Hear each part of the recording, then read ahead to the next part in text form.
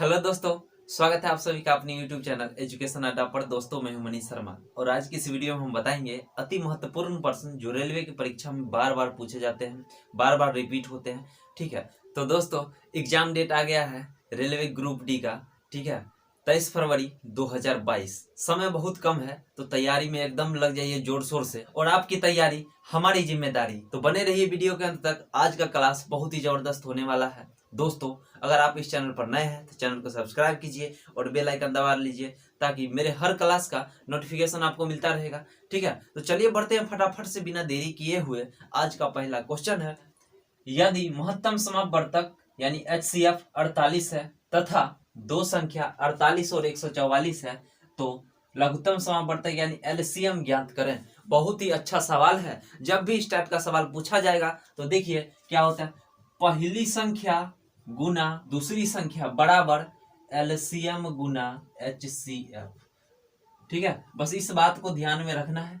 पहली संख्या गुना दूसरी संख्या बराबर LCM गुना HCF। ठीक है, अब देखिए यहाँ से पहला संख्या कितना दिया हुआ 48 है, दूसरा संख्या 144 है और LCM निकालना है हमको। ठीक है, HCF कितना दिया हुआ 48 दिया हुआ तो गुना 48। बात आ गया समझ में, पहली संख्या गुना दूसरी संख्या बराबर में LCM गुना HCF होता है। ठीक है, तो यहाँ से देखिए पहला संख्या 48, दूसरा संख्या 144, LCM निकालना था और HCF दिया हुआ है कितना है 48। अब देखिए 48 से 48 कट गया यानी आपका LCM कितना आ गया 144।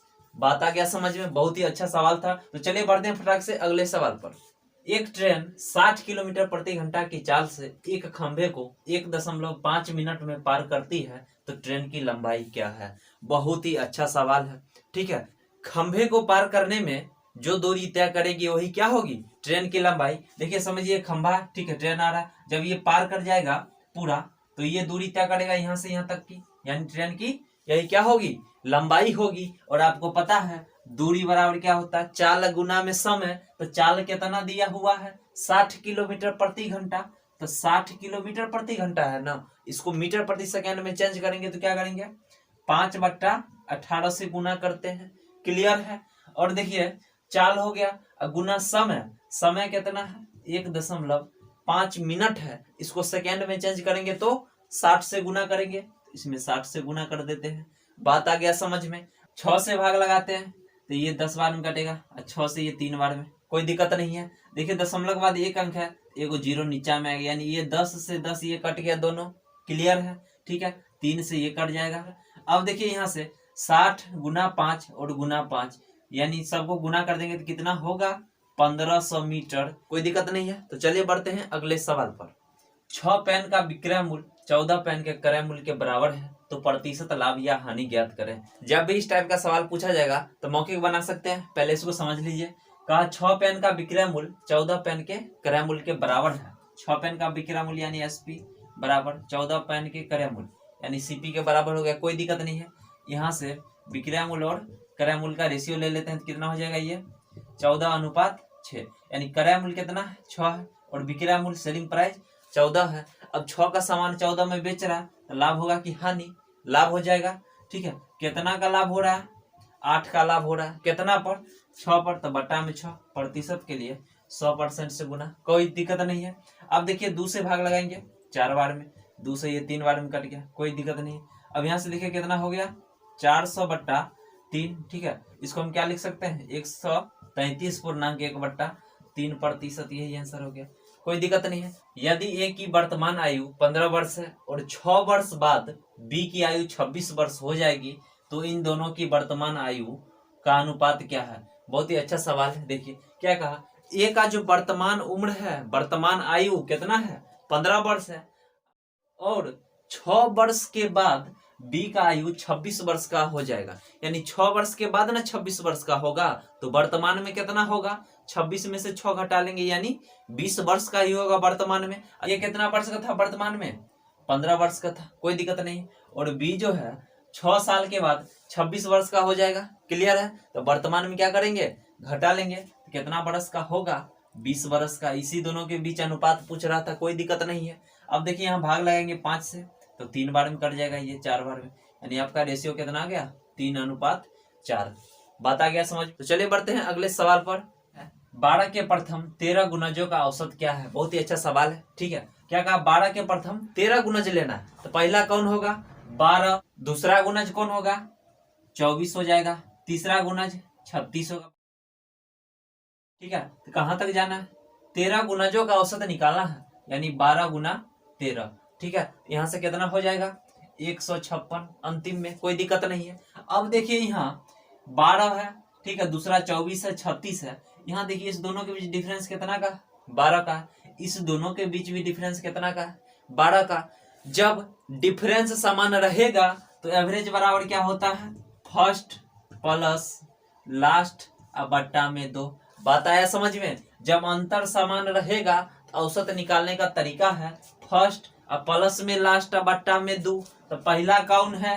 12 प्लस अंतिम वाला 156 है और बट्टा में 2। कोई दिक्कत नहीं है। यहाँ से दोनों को जोड़ेंगे तो कितना होगा? 168 बट्टा में 2। अब 2 से भाग लगा देंगे तो कितना आएगा? 84 आ जाएगा। यही आंसर है। क्लियर है? जब अंतर समान रहेगा तो औसत निकालने का तरीका है फर्स्ट टर्म प्लस लास्ट बट्टा में 2। तो देखिए यहाँ से पहला 12 हो गया, दूसरा 24 हो गया, फिर 36 हो गया, क्योंकि 12 का गुणज लेना है। इसी प्रकार अंतिम में 156 हो गया। तो पहला और अंतिम वाला को जोड़ के 2 से भाग लगा दिए, कितना आ गया? 84 आ गया। क्लियर है? तो चलिए बढ़ते हैं अगले सवाल पर। 3900 रुपया को ए, बी और सी के बीच 1/2 अनुपात 1/3 अनुपात 1/4 के अनुपात में बांटा जाता है तो बी को कितना राशि प्राप्त होगी? बहुत ही अच्छा सवाल है। देखिए इसमें तीनों का रेशियो दिया हुआ है, ए बी सी का। ए बी और सी का रेशियो कितना? 1/2 अनुपात 1/3 अनुपात 1/4। ठीक है, तो जब भी रेशियो फ्रैक्शन यानी भिन्न में रहेगा तो नीचे वाले टर्म का एलसीएम निकाल करके और सभी टर्म में क्या करना है? गुना कर देना है। ठीक है, तो देखिए यहाँ से 2, 3 और 4 का एलसीएम कितना हो जाएगा? 12। तो 12 से सभी में गुना कर दीजिए। ठीक है, यहाँ से देखिए 2 से भाग लगा दिए, कितना गया? 6। 3 से भाग लगाएंगे 4, 4 से भाग लगाएंगे 3। यहाँ से ए, बी और सी का रेशियो कितना गया? 6:4:3। क्लियर है? अब देखिए यहाँ 3900 रुपया है टोटल। रेशियो में टोटल कितना हो जाएगा? इस सबको जोड़ेंगे तो 13 होगा। यानी रेशियो में है टोटल 13 और रुपया है 3900 रुपया। यानी इस 13 का वैल्यू 3900 है। तो पूछ रहा है बी को कितना राशि प्राप्त होगा? तो रेशियो में बी का देखिए कितना है? 4 है। तो 4 का वैल्यू निकाल दीजिए। 3900 बट्टा में 13 गुना 4, 13 से कट जाएगा 300। कितना हो गया? दोनों को गुना करेंगे 1200 रुपया। यही आंसर हो गया। बात आया समझ में? तो चलिए बढ़ते हैं अगले सवाल पर। 40 छात्रों की आयु का औसत और 25 छात्रों की आयु का औसत 36 वर्ष है, तो बाकी छात्रों की आयु का औसत निकाले। बहुत ही अच्छा सवाल है। ठीक है, देखिए अगर हमको योग निकालना रहेगा तो योग बराबर क्या हो जाएगा? औसत यानी एवरेज है गुना में संख्या। कोई दिक्कत नहीं है। बात आ गया समझ में? औसत बराबर क्या होता है? योग बट्टा में संख्या। योग निकालना है तो औसत इंटू यानी संख्या, औसत गुना संख्या। ठीक है, अब देखिए सवाल में कहा 40 छात्रों की औसत आयु 30 वर्ष है। 40 को छात्र है, ठीक है, और इसका औसत आयु कितना है? 30 वर्ष है। इस दोनों को गुना करेंगे 40 और 30 को, तो देखिए संख्या कितना है? 40, औसत कितना है? 30। तो यहाँ से क्या निकल जाएगा? योग निकलेगा। योग बराबर औसत गुना में संख्या यानी n। क्लियर है? यहाँ से कितना हो जाएगा? 1200। क्लियर है? अब देखिए इसमें से 40 छात्र में से 25 छात्र का औसत आयु 36 वर्ष है, तो 25 गुना 36 यहाँ से कितना आ जाएगा? 900 आ जाएगा। क्लियर है? ये 40 छात्रों का योग है कितना? 1200। ठीक है, और 25 को छात्रों का योग है 900। अगर हम इस 40 वाला में से 25 को छात्र वाला घटा लेंगे तो शेष छात्र का पता चल जाएगा कितना होगा? 300। योग निकल गया शेष छात्र का 300। अब छात्र है क्या वो? 40 को में से 25 को का पता है, तो बचा कितना? 15 को। हमको औसत निकालना है। औसत बराबर क्या होता है? योग बट्टा में संख्या। तो योग है 300 और संख्या कितना बचा हुआ है? 15। 40 में से 25 घटा लेंगे। क्लियर? 15 से भाग लगा देंगे, यानी औसत कितना आ गया? 20। यही आंसर हो गया। बात आया समझ में? बहुत ही आसान सवाल था। तो चलिए बढ़ते हैं अगले सवाल पर। यदि 2 वर्ष के लिए चक्रवृद्धि ब्याज तथा साधारण ब्याज का अंतर 1000 रुपया है, यदि मूलधन 25,000 रुपया है तो ब्याज दर निकाले। बहुत ही अच्छा सवाल है, ठीक है। और जब भी इस टाइप का सवाल पूछा जाएगा तो जबरदस्त तरीका बताएंगे जिससे आप क्वेश्चन को आसानी से बना सकते हैं मौखिक, ठीक है। 2 वर्ष के लिए, 2 वर्ष के लिए क्या होता है, अंतर यानी डिफरेंस 2 वर्ष के लिए बराबर मूलधन, मूलधन का R% का R%, ठीक है। बात आ गया समझ में। सवाल में अंतर कितना दिया हुआ है, 1000 रुपया, तो रखिए 1000 रुपया अंतर बराबर प्रिंसिपल यानी मूलधन कितना है, 25,000 रुपया, 25,000 रुपया गुना R% के लिए बट्टा में 100, फिर गुना R% के लिए बट्टा में 100। कोई दिक्कत नहीं है। अब देखिए यहाँ 3 जीरो से 3 जीरो कट गया, ठीक है। 25 से भाग लगाएंगे तो 25 चौका 100 होता है, क्लियर। अब देखिए R² बराबर 400। अब पता है स्क्वायर है, बराबर किधर जाएगा तो रूट हो जाएगा, यानी R बराबर कितना आ गया, 20%। यही आंसर हो गया। बात आया समझ में, क्लियर है। जब भी 2 वर्ष के लिए पूछा जाएगा तो डिफरेंस यानी अंतर बराबर मूलधन का R% का R%। यहाँ से डायरेक्ट आप मूलधन या अंतर भी निकाल सकते हैं, रेट भी निकाल सकते हैं, क्लियर है। बात आ गया समझ में। यहाँ से रेट कितना आया, 20%, ठीक है। तो चलिए बढ़ते हैं अगले सवाल पर। ए किसी कार्य का 20% 2 दिन में करता है, बी के साथ मिलकर 8 दिनों में कार्य को पूरा कर सकता है, तो बी अकेला कितना दिन में कार्य पूरा कर सकता है। बहुत ही अच्छा सवाल है, ठीक है। देखिए क्या कहा, ए किसी कार्य का 20% 2 दिन में करता है, ये जो है 20% यानी 20% के लिए बट्टा में 100। इतना काम 2 दिन में करता है तो पूरा काम कितना दिन में करेगा, तो देखिए 20 से भाग लगाएंगे 5, ठीक है। ये बराबर कितना आया, क्रॉस गुना करेंगे 10 दिन, यानी ये किसी काम कितना दिन में कर देगा, 10 दिन में। अब कहा बी के साथ मिलकर 8 दिन में कार्य पूरा करता है। बी के साथ मिलकर ए और बी दोनों मिल करके कितना दिन लगाता है, 8 दिन। बात आया समझ में। तो सवाल में पूछा बी अकेला कितना दिन में कार्य पूरा कर सकता है, ठीक है। बहुत ही जबरदस्त तरीका आप मौखिक बना लीजिएगा। देखिए ए अकेला 10 दिन में और दोनों मिल करके 8 दिन। तो सवाल में कह रहा है बी अकेला कितना दिन में कार्य पूरा कर सकता है। देखिए कुछ नहीं करना है, बी का निकालना है। तो दोनों को गुना करेंगे, 10 गुना 8 बट्टा, और नीचे में दोनों के डिफरेंस से भाग लगाएगा, अंतर से। दोनों में अंतर कितना का है, 2 का, क्लियर है। 2 से भाग लगा दीजिए 5, यानी बी अकेला कितना दिन में करेगा, 40 दिन में। यही आंसर हो गया। बात आया समझ में। देखिए ये जो है 20% भाग 2 दिन में करता है, तो ये कितना दिन में करेगा, पूरा 10 दिन में, ठीक है। अब बी साथ मिल करके 8 दिन में करता है, ठीक है। सवाल में पूछा बी अकेला कितना दिन में कार्य पूरा करेगा, तो बी का निकालने का तरीका है। देखिए दोनों को गुना करेंगे और अंतर से भाग लगा देंगे, तो 10 गुना 8 और बटा में अंतर 2 का भाग लगा दिए, कितना गया, 40 दिन। बात आया समझ में। इसको एलसीएम मेथड से भी बना सकते हैं। देखिए एलसीएम मेथड से कैसे बनाएंगे, इस दोनों का एलसीएम कितना हो जाएगा, 10 और 8 का एलसीएम 40 हो जाएगा, कोई दिक्कत नहीं है, ठीक है।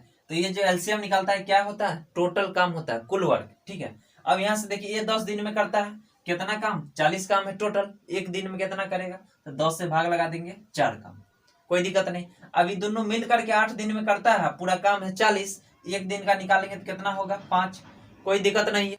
क्या पूछ रहा है, बी अकेला कितना दिन में कार्य पूरा कर सकता है, बी का निकालना है, ठीक है। देखिए टोटल काम कितना है, 40 है। अब यहाँ देखिए ये जो है एक दिन का 4 है, ये दोनों मिला करके 5। अगर हम ए वाला घटा लेते हैं तो खाली बी का बच जाएगा, ठीक है। तो 5 में से 4 घटा लेंगे, कितना बचेगा, 1 काम।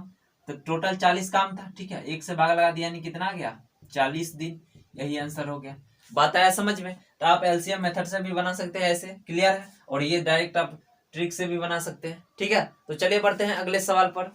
एक परीक्षार्थी 65% अंक प्राप्त करता है और 5 मार्क्स से कम पाता है, इसका मतलब क्या है, 25 अंकों से फेल हो जाता है, ठीक है। दूसरा जो है 80% अंक प्राप्त करता है, जो 5 अंक से 5 अधिक है तो अधिकतम अंक निकाले। बहुत ही अच्छा सवाल है, ठीक है। देखिए 65% अंक प्राप्त करता है, ठीक है, और 25 अंक 5 से कम पाता है, यानी 25 अंक कम आएगा तो फेल हो जाएगा, ठीक है। कितना नंबर से फेल हो रहा है, 25 नंबर से फेल हो रहा है, इसलिए माइनस लगा देते हैं, क्लियर है।